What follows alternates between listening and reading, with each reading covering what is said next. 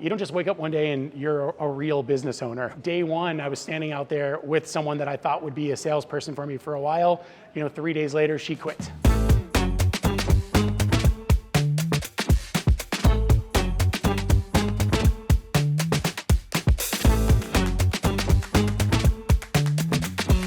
All right. I'm Mike, I'm the CEO of Batch, and you're watching The Business of Partying. Today we're going to interview Brian, the CEO of Crawl Entertainment Group.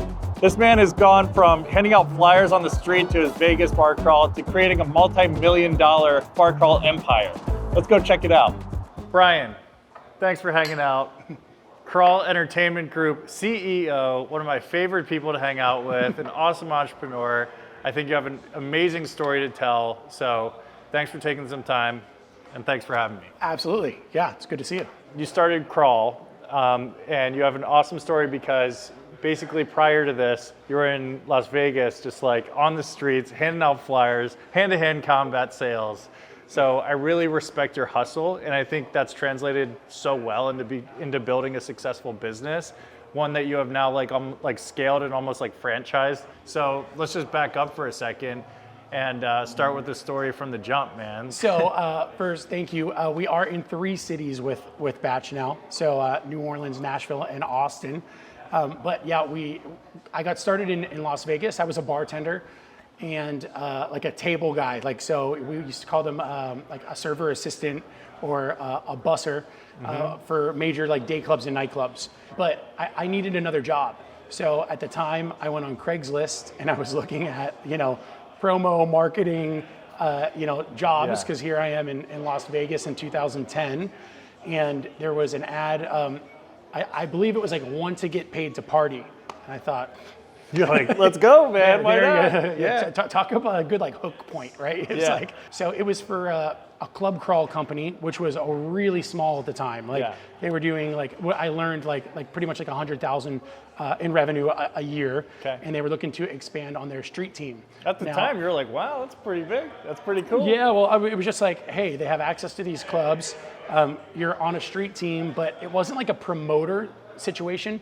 You were an actual sales guy. So I didn't make anything hourly. It was close a sale, make money. Yeah. So for me, and to this day, I'm still just an avid salesman because I think, you get out of what you put in. Mm-hmm. So I thought, okay, how do I get my income higher by raising revenue for this business, and then in turn ask for a higher commission because I'm moving so many people through the business. Yeah. So I stood out on Las Vegas Boulevard and I stopped people. Hand-to-hand combat. Straight up. I probably have, 200,000 approaches in my life. We're talking about a bar crawl business. If people are listening to this, they would never imagine, they're like, the crawl business, how big is that? There's no way. I say, I own an entertainment experience company. So moving people is lucrative, right?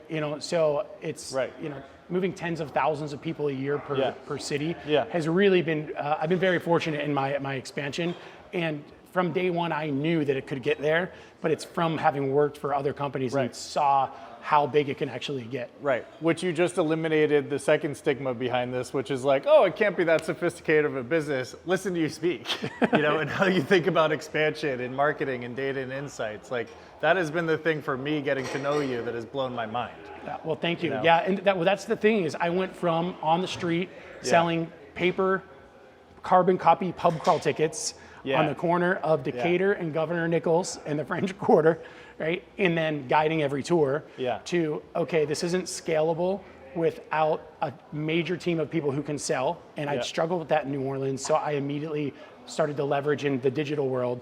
As you learn that, it's ever changing, right? So the formula from 2021 is different than what it is today because people are responding to different things. But having the baseline of, okay, this is how to optimize the customer journey online in destination has really changed my business. And then even with Batch, it's exactly that, right? You guys list us in the marketplace, people find out about us 90 days before the trip. Optimizing customer journey again. Talk about bar crawls, baby. Science and something that a lot of people are probably just like, that's silly, but it's the real deal. Man. It's a challenge. You don't just wake up one day and you're a real business owner, right? Mm-hmm. It's day one, I was standing out there with someone that I thought would be a salesperson for me for a while. 3 days later, she quit. And so then, it took me time to find, okay, here's how you hire. Here's things you need to identify in hiring. Here's how to retain, right? And then even like pain points in people that work on the team, it's, okay, I can see this person struggling for some reason. I don't really know why, but I have that feeling in like identifying it and then almost overcoming it, whether you're convincing them to stay or identifying, oh, this person needs to leave. Right. It takes time and experience to do that. And I knew that I would have to do that. But when you wake up one morning and 2 of your staff are hungover and didn't want to come in, it's like, well, the tickets still need to be sold. So, all right, I'm just gonna have to go out and stand there longer today. And you do have, once you get, like, think about this model a little bit, if you can optimize your marketing funnel, you're paying for one person to run a tour, like a tour, and then you have how many tickets, like how big do you limit the groups? So it depends on the experience, right? Because we do, like in New Orleans, we have 2 different haunted tours. Those have limits based on like New Orleans like governs that. So one guide for 28 people. Okay. But it's not bad. It's really not bad. No. Our nightlife great. Tours, we can move upwards of 100 people per tour. That's unbelievable. And we do segment those a little bit, but they all check in at the same place, so. Yeah. And then they get split up a little bit. In Austin and Nashville, we usually do about 33 people per tour guide. Wow. So I find that like 30 is about the perfect party. Everyone gets to meet each other. It's a big enough group that if you get tired of talking to one person, you can move on and talk to like the other group. Right. So so for 100 people on a tour, typically 3 tour guides. What an amazing business. I understand now why you're saying like it was everything to get this on like a marketing presence online, because the margin for having one person run it and 33 people join the tour, as you might imagine, it's pretty incredible. Right, it's really awesome. It is. Right. And then in that journey, you also learn, what's your real like customer acquisition cost, right? And we're getting deep into again, kind of like e-commerce in general, but we are to some degree an e-commerce brand. Yeah. We're selling experiences. Yeah. But we're still competing with the Snuggie, right? And I always love that term, because the Snuggie went from being like on like an infomercial to legitimately selling so many on Amazon. And so like the evolution of that brand is amazing to me. But you're competing with the customer journey of all of these other companies. What, of anybody advertising anything online? Correct. Saying? Okay. Yeah, absolutely. Yeah. So understanding, okay, well, my nightlife tour costs $60, right? So what does it cost me to produce the ad? What does it cost me to show the ad to X number of people? And then I have to retarget them.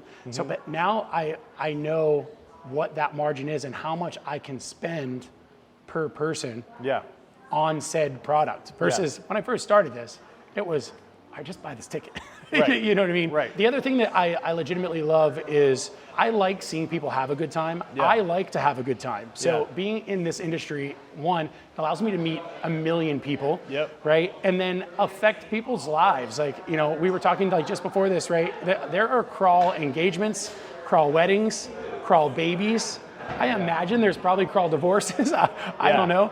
You're saying because the groups are 30-something people, and their friend groups are like 5 deep or whatever. Right. They're gonna get to know everybody else on that tour, and that results sometimes, in extreme cases, weddings, babies, divorces. Yeah. So the thing is our experiences really do bring people together. Yeah. It's one thing for me to take you or our guides to take you to 4 random bars and not really interact with anyone or not have anything that brings them together.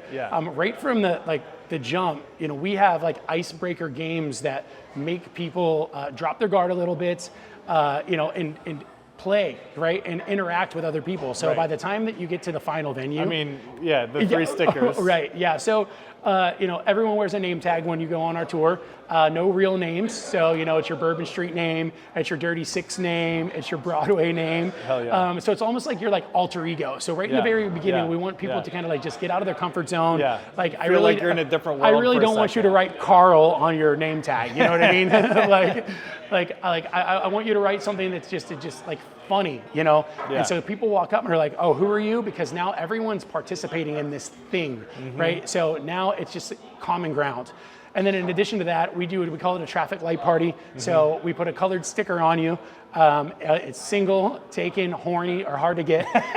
So it's a, and there's other crawls that have done this, before, but it really, it allows people to identify, okay, well, that person's single, so I'm definitely going to go talk to them without having to walk up to learn that about them in the very beginning. So, and then we play drinking games in the very beginning as well. So flip cup or, pop a balloon with no hands with a stranger. Nice. Now let's jump into Batch. So where does Batch enter the equation then? So I love obviously partnering with Batch. The way that it happened was super interesting. It was just a phone call that came across, which usually it's an email, but it was a phone call and a voicemail. She wasn't aware of all the different products we had because obviously the most bar crawls sound fun. Yeah, the most popular product is that. And then so I explained, well, we also have, a food tour, we have a photo walk, we have a haunted tour. She goes, really? She goes, well, that's like 4 products that we can list on Batch right now. Let's do, and then the demo happened, right? And so onboarding. And then I want to say within like the first 6 months, I saw like an influx of bookings from Batch. But it wasn't until I opened in Nashville that I really saw the scale. It was like really quickly. I was like, wow. Like you and I have spoke like numbers on like what Batch has sent. Say whatever you're comfortable with. Yeah, like upwards of $250,000 in a year.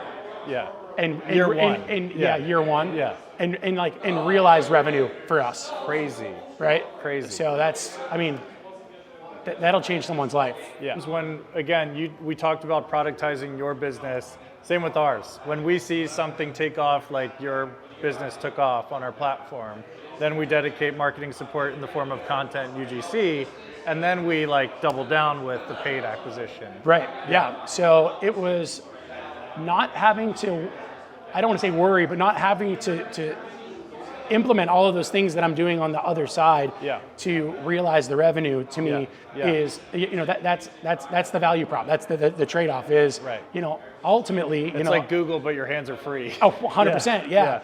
Okay, so we have a relationship with this platform.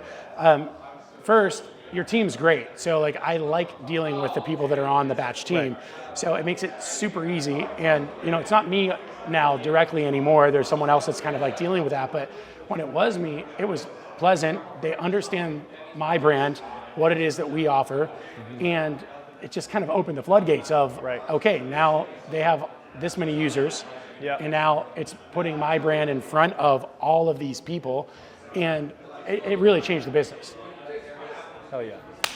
You're an amazing guest to have on this Business of Partying show that we have put together because you're tying together so many elements and common themes that we've seen from our Nashville partners. Like you take your relationship with Batch seriously and you keep asking for more and testing and learning from the data that you're putting out. We give you back data, you learn how to grow your business from there. You have exercised the playbook of how to work with Batch of I'm going to get the product right, we're going to scale, we're going to get more content into it, and then we're going to put spend behind it and scale it. Great.